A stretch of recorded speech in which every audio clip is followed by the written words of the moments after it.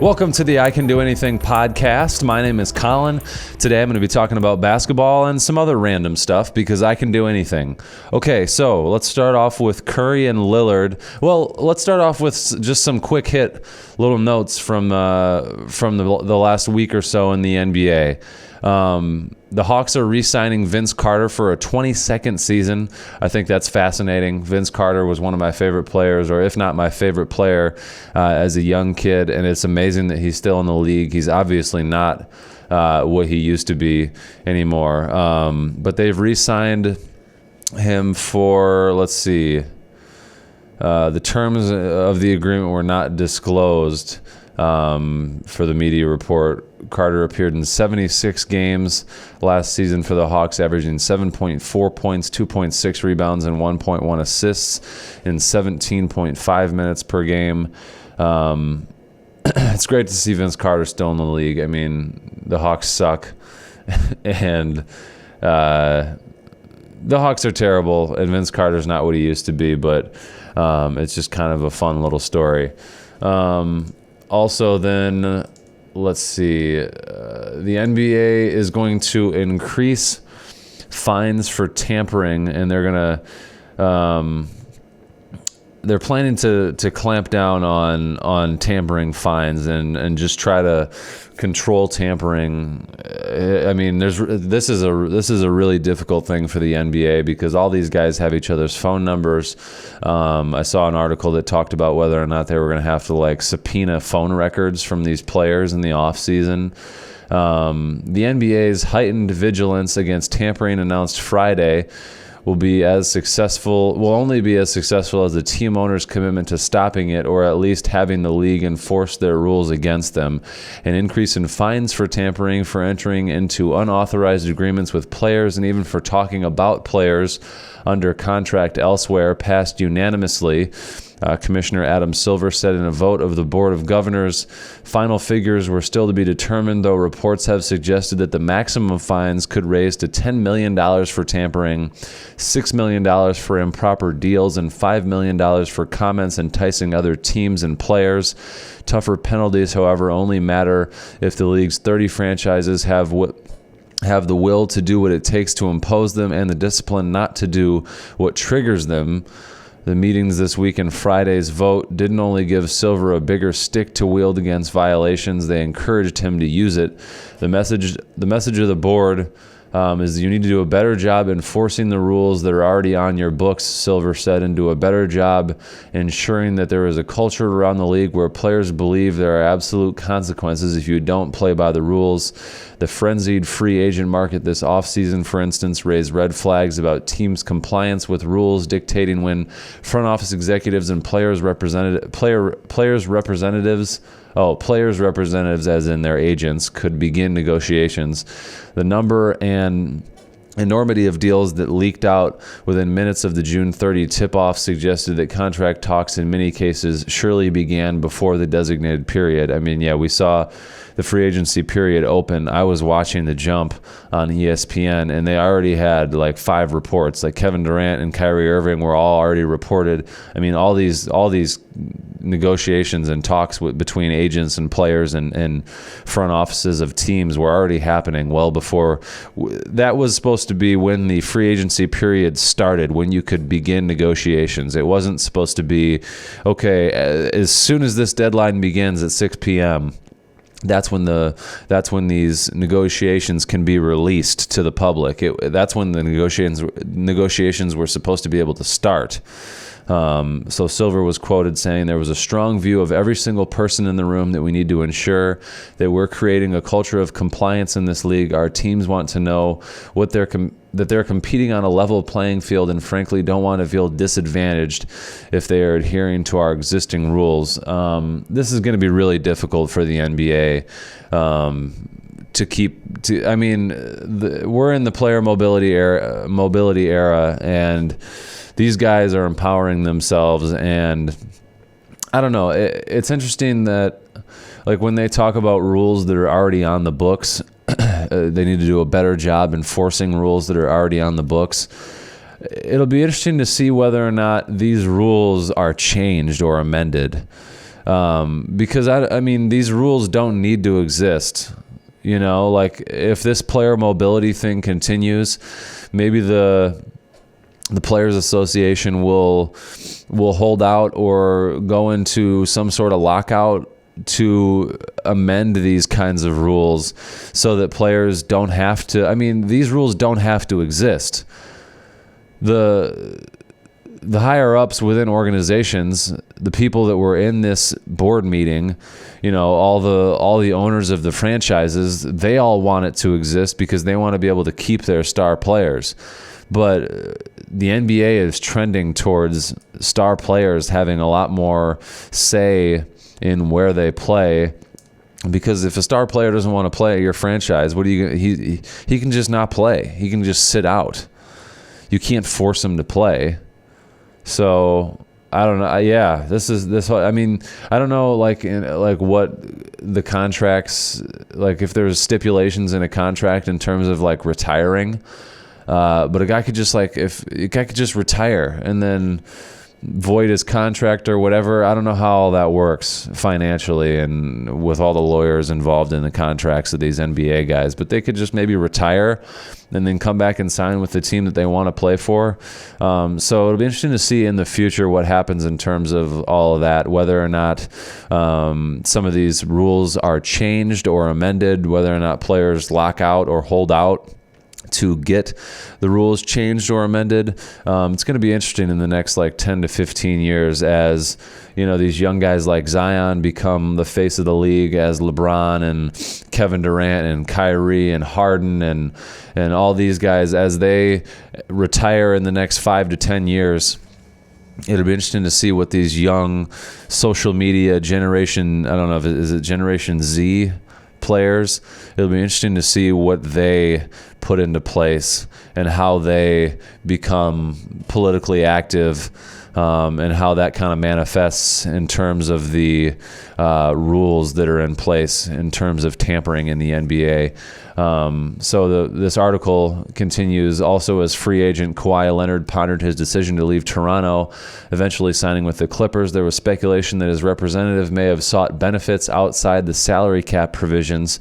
Tampering is a transgression that's more troubling to some teams than others. Clubs like Charlotte, Indiana, and anyone who has a player Houston covets want rules to be strictly enforced. The Los Angeles Lakers dinged in the recent past were dinged in the past for talking publicly about Paul George and Antetokounmpo.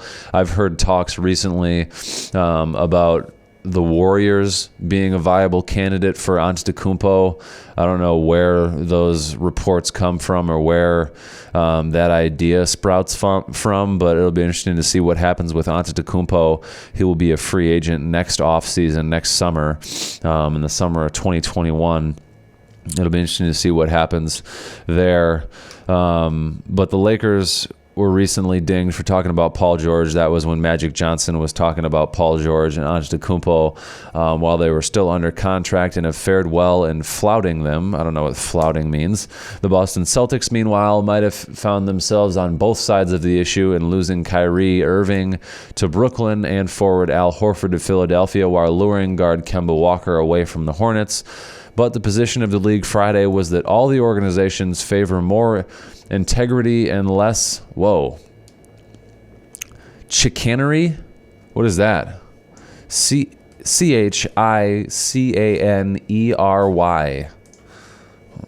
Pronounce chicanery. Chicanery.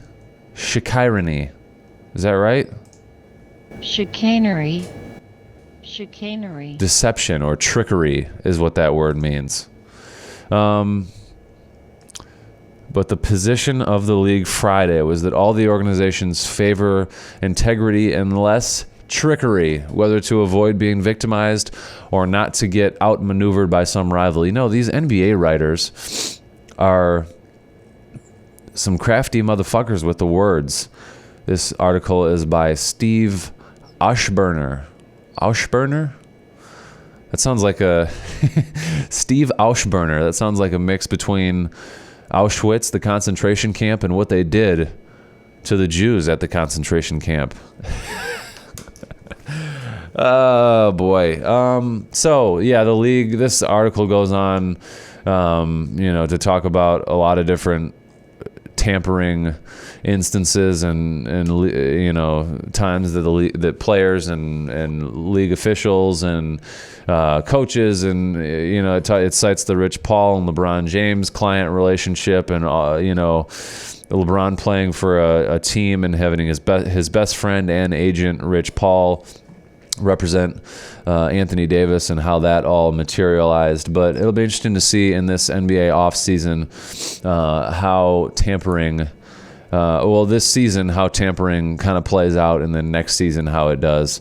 The NBA Board of Governors also approved clarifications of rules governing traveling violations. The NBA Board of Governors approved new language in the NBA rulebook that governs traveling violations. The revision will not change the substance of the rule, but will help eliminate the gap between the rule as written and how it has been applied in NBA games. One of the most misunderstood rules in our game is how traveling is interpreted and appropriately called, said NBA President of League Operations Byron Spruill. Revising the language of certain areas of the rule is part of our three-pronged approach to address the uncertainty around traveling. This approach also includes an enforcement plan to make traveling a point of emphasis for our officiating staff, along with an aggressive education plan to increase understanding of the rule by players, coaches, media, and fans. My guess is that the little Twitter campaign that they were doing will be increased next season, where somebody along the lines of the NBA president of league operations or their head rules governor or whatever, their head officiating governor was like live tweeting the national games and just kind of like confirming calls, or maybe saying, oh, that wasn't the right call and it should have been this, kind of like real time as you're watching the game, so you can follow on your Twitter feed and see what they're saying. The official NBA rulebook will now have a section that formally defines the gather, which is a concept that has been used by officiating staff for many years to apply the rule, but it was never defined in the rulebook. The text of the rule will also be revised to provide additional clarity regarding how many steps a player may take after the gather occurs. The new language in the rulebook regarding traveling is consistent with how the play has been called. A training video that further explains the NBA rule will be issued next week. Click here to view the new language of the rule. Okay.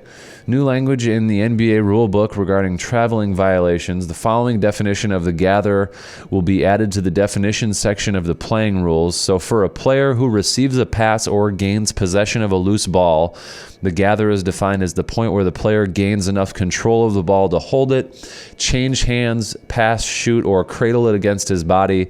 For a player who is in control of the ball while dribbling, the gather is defined as the point where a player does any one of the following: puts two hands on the ball or otherwise permits the ball to come to rest while he is in control of it, puts a hand under the ball and brings it to a pause, or otherwise gains enough control of the ball to hold it, change hands, pass, shoot, or cradle it against his body. That's a lot to take in.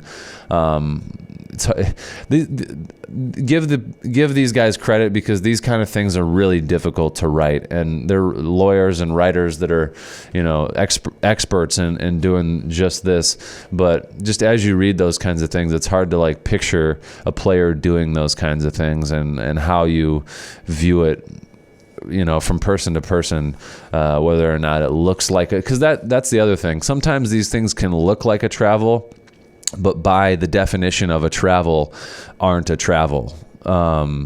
Because we all sort of have our very simplified perception of what is a travel. You can only take 2 steps. So the gather will be expressly incorporated into the traveling rule to clarify how many steps a player may take after he receives the ball while progressing or completing his dribble. So this is what we think about your traditional travel rule, rather than the gather, which is sort of like an evolution of the jump stop, kind of, and it's sort of an evolution of somewhere in between the jump stop and the step back. So a player who gathers the ball while progressing may A, take 2 steps in coming to a stop, passing or shooting the ball, or B, if he has not yet dribbled, 1 step prior to releasing the ball to start his dribble. A player who gathers the ball while dribbling may take 2 steps in coming to a stop, passing or shooting the ball. The first step occurs when a foot or both feet touch the floor after the player gathers the ball. So also today, the Board of Governors approved a change to the rule related to the submission of starting lineups, and whether or not they have to, and how soon before they have to be. To increase transparency for teams, media, and fans, the league will now require teams to submit their starting lineups 30 minutes prior to the game's scheduled start instead of the previous rule of 10 minutes. Teams will retain the ability to amend their starting lineups prior to the beginning of the game if circumstances change. This type of change is most likely to occur if a player sustains or re-aggravates an injury during pregame warm-ups. So you could just say that a player re-injured himself if you didn't want to start him, or if you just if you wanted to rest a player. That doesn't really change a whole lot. Like, you could just, even if he didn't re-aggravate it, you could just say he did. So I don't know, that doesn't really change a whole lot. Other news: Kevin Durant was pictured wearing number 7 with some sort of media photo op with the Brooklyn Nets. Durant joined the Nets along with Kyrie Irving this July. Blah blah blah. So Kevin Durant will wear number 7. I don't know if or why that matters.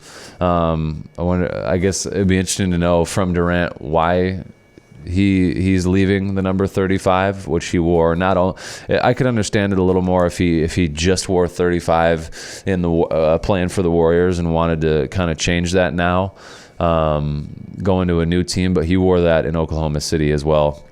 The Pistons signed veteran guard Joe Johnson after a great performance in the Big 3 championships and in the Big 3 season. They announced on Tuesday that the team signed free agent forward Joe Johnson, terms not disclosed. I don't know. Joe Johnson could be a great piece for a team that was better than the Pistons. I don't know. He won't make much of an impact on the Pistons. I don't know. I always forget about Blake Griffin being on the Pistons, and I don't know. He could add some great scoring, and maybe now they're a little. Did they make the playoffs last year? I don't remember, but now they're a playoff team, and I don't know. Maybe now they win a playoff series. Probably not, but the Rockets are reportedly going to sign Thabo Sefolosha, who will be a great defensive piece, something that they really need after losing Trevor Ariza, not this past NBA offseason, but the offseason before. And defense was a really big, They competed with the Warriors in the, what would that have been, the 2018 playoffs because of Trevor Ariza and PJ Tucker's ability to defend, Kevin Durant and Klay Thompson. And they certainly missed that last year. Sefolosha could be a nice little piece for them to add along with Russell Westbrook. So Houston got a little bit better. That's a big signing. Sefolosha came off the bench last year for Utah, and he could have a really big impact in Houston. So that's something to look out for. This episode of the I Can Do Anything podcast is brought to you by Bob's Red Mill Premium Whole Ground Flaxseed, which contains a wealth of nutrients and gives your body access to the amazing nourishment stored within. The seeds have been milled in order to maintain the integrity of the wholesome nutrients in the flaxseed oil and are treated with great care. At Bob's Red, we don't cut corners or make compromises. Our flax milling machinery keeps the meal cool, preserving the freshness of those precious oils. It's not the fastest way, but it's the right way, and it's absolutely worth the time and effort. Cheers to your good health. Visit bobsredmill.com today. That's BOBSREDMILL.com. Bob's Red Mill Premium Whole Ground Flaxseed Meal. Okay, so I want to talk about something that I saw. If you're anything like me, you watch a pretty good amount of YouTube videos, and YouTube kind of tends to circulate ads pretty frequently, and like I see a lot of the same ads. But there's one that pops up a decent amount, like not necessarily as an ad before or during a YouTube video, but it's kind of like a banner ad that is below the video as you're watching it. If you're watching it like, you know, before you turn and watch it in full screen, if you're just watching it in portrait mode, I guess, where the video is small at the top, there's like a little bit of a banner down there, and there's always this ad for Donald Trump's campaign, and this one caught my, it always catches my attention because I don't know, Donald Trump's just kind of, that's what his presidency revolves around, is catching people's attention and just kind of idiocracy, sort of. I don't know. So this one caught my attention because it said, I can't remember exactly what the like little tagline was, but it was something along the lines of take our real poll, or don't believe the Democrats, some about the Democrats polls, don't believe the Democrats polls, or don't believe what the Democrats are saying about leading Donald Trump in the polls. Take our presidential campaign, or our presidential poll here. So I clicked on it because I'm like, yeah, let's see what this poll is all about. And I just wanted to see like the questions that would be in the poll. I didn't really know if it would be like multiple questions, or I really didn't know what it would be. So I was interested. So I click on it, and there were 10 questions that they asked, and there were 2 options for each question. This is fucking hilarious. Who would you rather see fix our nation's shattered immigration policies? Option 1, President Trump. Option 2, a MS-13 loving Democrat. So that's the theme for all of these. Option 1, President Trump. The question is some really, really right-wing framed question that shapes the Democrats' position on the given topic in a really horrible light, and then makes fun of whoever the Democrat, like insert Democratic candidate here. So number 2, who do you trust more to protect America from foreign and domestic threats? That one's not as framed and not as like shifty, sort of, not as shifty of a question. A, President Trump, or B, a corrupt Democrat? The answer there for Democrat is very, very shifted or framed. Who would you rather handle our nation's economy, President Trump or a radical socialist Democrat? Who do you believe is more transparent with the American people, President Trump or a lying Democrat? Who do you trust is not going to raise your taxes, President Trump or a high-tax Democrat? Who do you believe will always put America first, President Trump or a sleazy Democrat? Who do you believe will keep their promises, President Trump or a lying Democrat? And it doesn't say lying, it says lion, Lyin apostrophe Democrat. That one's funny because I don't know that President Trump has got through any of the things that he promised to his base. Who do you believe will fight for you every day, President Trump or a low-energy Democrat? Who will you vote for in 2020? President Trump or a radical socialist Democrat? I laughed my ass off reading through these. That's fucking hysterical to me. So that's on Donald Trump's campaign for 2020 website. I think that's where American politics is right now. Here's your options: this guy or that other fucking idiot over there on the other side. I hate it, man. I wish that there was more of a middle ground in politics. I really fucking do. Why can't, I don't know. The positive side of me really wants to think that we're not as divided as we really are, and that it's a loud minority on the very, very far right and the very, very far left, and that the majority of people in America are just kind of like reading this stuff and don't actually think that radically about either side's ideas, and that everybody's a little more central than I think they come off to be, or as maybe they even think that they would be. But yeah, I really wish that the country could be a little more centered. Another NBA topic that I wanted to touch on, as I look at my notes, Curry and Lillard committed to playing for the 2020 U.S. Olympic team. That was something last weekend that I talked about was going to be an interesting thing here moving forward, and it's already happening. Curry and Lillard committed to playing in the 2020 Olympics. So I think we're going to see now a spiral of NBA players as this becomes a talking point and a topic on sports shows. People are gonna, I already see on the NBA website they did some rookie interviews with Zion Williamson, R.J. Barrett, and some other various rookies throughout the league. As we see NBA Media Day take place here in the next month or so, as we see guys doing media availability and things like that, we're gonna see this question be asked to a lot of the superstars, and it'll be interesting to see whether or not they follow suit with Curry and Lillard. Another thing I wanted to talk about this week is I watched a little bit of football last weekend. Also on last week's episode, I talked about how I really don't watch football and I don't really give a fuck about it.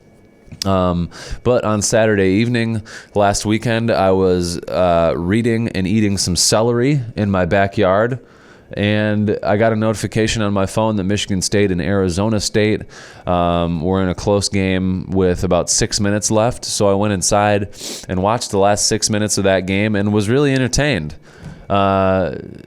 I was amazed at how much I cared. Michigan State was about to sack Arizona State's quarterback, who was a really shifty young, I believe that guy was a freshman, and he was really hard to get for our defense, or Michigan, I don't want to say for Michigan State's defense to get a hold of. And there were a couple times where they almost sacked him or almost took him down in the backfield, and he kind of got away. And I was amazed at how climactic it was. It was or I guess sort of anticlimactic, but I was crescendoing there to waiting for I was really excited for them to sack him, and then when they didn't, I was sort of disappointed. It was kind of amazing. I was sort of taken back by how much I was invested in it, and I haven't paid attention to Michigan State football in kind of a while, and even though they lost, which the end of that game, they made a field goal and they had too many players on the field. They had 12 guys on the field when they made the field goal, and then they had to re-kick the field goal, and the kicker just absolutely botched it, and they lost. But even though they lost, it was still exciting. It sort of made me realize maybe I don't know, maybe I do still care about football a little bit, at least Michigan State football a little bit. And even though they lost, it was fun to watch Michigan State play a little bit. I believe they play Northwestern this weekend. Probably won't watch it. But yeah, I thought it was worth noting that I did watch a little bit of football, and I still found interest in it. But then I watched Monday Night Football between the Jets and the Browns, I believe it was. And was it the Jets and the Browns? I don't remember. I think it was the Jets and somebody. And I think it was the Jets quarterback got tackled as he was scrambling, and got tackled going backwards, and his foot was underneath him, and he looked like a really bad compound fracture, kind of like what Gordon Hayward did for the Boston Celtics at the beginning of two basketball seasons ago against the Cavs in the opening night. It looked that bad, and then I was like, oh wow, this is why I don't watch football. This right here is why I don't watch football anymore. And the guy fucking was walking. But I did watch a little bit of Monday Night Football. I didn't watch very much of it. I wasn't all that entertained by it. But yeah, I watched some football, and football ain't too bad. I probably won't watch very much else or very much more football this season. But I did watch a little bit of football and was entertained by watching Michigan State. My love of Michigan State maybe helped with my watching of football. So yeah, I watched some football this weekend. I'm going to go and film some football today. Trine's first home game is today. I'm going to break out the drone and do some drone footage of the football stadium. Hopefully a packed football stadium on opening day at Zollner Field. So I'll be watching a little more football and then filming the entire game to get some good marketing footage to maybe insert into this 25 years of football video that I'm working on, that I'm almost finished with, for the Touchstone dinner on homecoming weekend 2 weeks from now. I just submitted pretty much final or close to final drafts for all but one of my Touchstone videos. I always have to submit to the president's office 2 weeks ahead of Touchstone, near final drafts, which will then, have some minor changes. I'll probably have to add some graphics, some things to clarify, like we talk about two alumni who advanced into leadership roles at the university. And I'll probably have to clarify like what Cisco's new role is and what Kirsten Ebert's new role is. So I'll have to make some changes. I still have to do some graphics, some text animation graphics for the 25 years of football video. But some of that footage that I get today of the drone footage of the field, I'll use in that video for when Coach Abs talks about the new field that was, I think, in 2005 or 2007 or something like that. So yeah, more football today. And then I'm going down to Fort Wayne for Beatty's dad's surprise birthday dinner at Texas Roadhouse. It's going to be a long day. I woke up, right now it's 8 o'clock. I woke up at 2 a.m. this morning. I've got a video shoot to finish up the Invest in Excellence video with a young alumni who's coming back to campus from 10 to 12 this morning. So in 2 hours, I'm going to go do that. I'm about to go to the grocery store here in a little bit after I leave the radio station. I've got that video shoot from 10 to 12, and then I'm going to film from about noon to 4 or so the football game, and then drive down to Fort Wayne for dinner. Maybe I'll try to sneak in a nap depending on when dinner is. I know that her family likes to eat dinner kind of late, so maybe we'll be able to drive down to Fort Wayne at like 6 o'clock for a 7 o'clock dinner or something like that, so I may be able to get in like an hour of a nap sometime in the afternoon after the football game. Maybe I'll leave the football game a little early so I can get in a nap. I don't have to be there to film all of it. Yeah. Thanks for listening to the I Can Do Anything podcast. I'll be back at you probably next weekend. Peace.